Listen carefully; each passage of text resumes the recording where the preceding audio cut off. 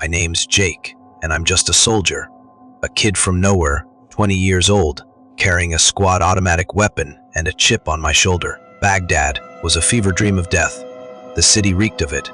Old blood, rotting trash. No infrastructure to hide the body's face down in the gutters. 3 years into the war, our area of operations was a furnace, and I was a gunner on a small kill team, an SKT. Slip out of the forward operating base under cover of night, silent as ghosts, and wait for someone to screw up, digging a hole for an IED, and we'd end them. We lived close to the green zone, in cushy barracks. Now my room was a 10 by 12 concrete box. I had a cot, and a sense that inside those walls I was safe. We were gearing up for another mission. 6 hours notice, same as always.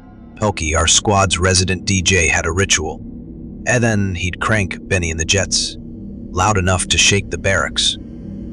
We'd scramble, hyped, me climbing to the truck's turret, scanning like a maniac, sweat already pooling under my gear. This was my 7th or 8th SKT. We rolled out at midnight, trucks creeping through Dora, Baghdad's killing fields, with lights off, doors easing open so we could dismount without a sound. 8 of us moved in a file, silent as death, through a neighborhood where a single noise could get you yoked by a death squad, 2 rounds to the back of your head.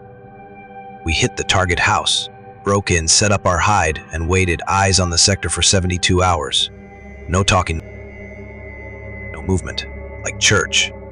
And except the congregation was armed and the penalty for a cuff was a bullet. This mission felt routine. Until it didn't. We reached the house, and a crumbling shell, and before I could drop my ruck, my best friend Mikey grabbed my arm. "Jake, something's wrong here," he whispered, his face pale. "This place is off." Then I heard it to sound low and dissonant like a busted radio down the hall. Not static, not music, something worse. A chorus of whispers, thousands of voices, overlapping, unintelligible, crawling under my skin. It wasn't just noise, it was wrong. I shook it off, told myself it was nerves, and headed upstairs to clear the 2nd floor. One room stopped me, cold bare cement, nothing else. But the far wall was pockmarked with bullet holes, not random, too precise.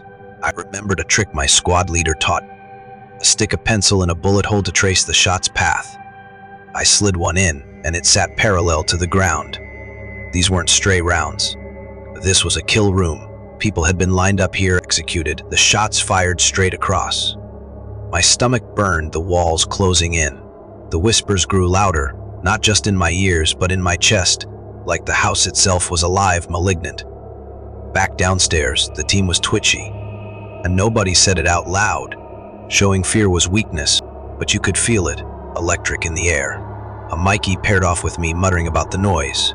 Others whispered in twos, eyes darting. To kill time, we looted.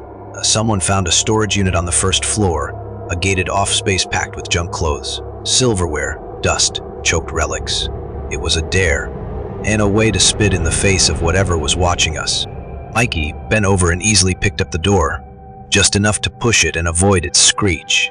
Inside, it was pitch black, our red tack lights cutting thin beams through the dark. Night vision was useless. Too little light. The air smelled of decay.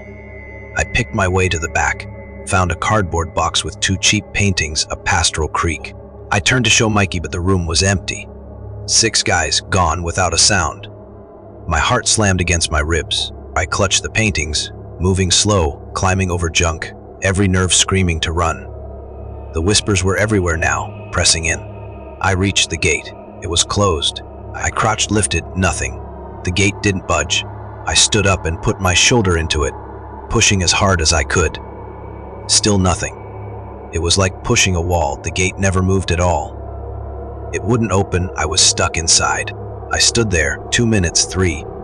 Sweat pouring, the darkness behind me heavier than the gear on my back. I couldn't yell, couldn't compromise the mission, and Dora's death squads were out there, waiting for a lone idiot like me. I was trapped, muted, alone. Panic clawed at me. I grabbed the gate, ready to force it, mission be damned. I shoved hard, and nothing. It didn't budge. I turned off my light, stood in the moonlight spilling from the courtyard, refusing to look back. My breath was shallow, controlled, but I was shaking. I was the alternate gunner, armed to the teeth, 800 rounds at my fingertips, and I'd never felt so powerless. Whatever was in that house didn't care about my weapon. It wanted me gone. Then silence. The whispers stopped. The gate drifted open, silent, like it had been oiled that morning. I stumbled out, paintings under my arm, and found Mikey. "What the hell, man?" I hissed. What'd you leave me?" He blinked, confused. "We all left together, Jake. You were right behind us." I'd been in that house 8 hours, and I was done. I wanted out. I tossed the paintings on my cot, trying to laugh it off. Then Sam, our interpreter, saw them. "That place," he said, "it's unclean. Many died there." My skin went cold. 5 months later, a car bomb tore through me. The fear of that explosion, the pain, was nothing compared to that night. Bullets, bombs, I could fight those.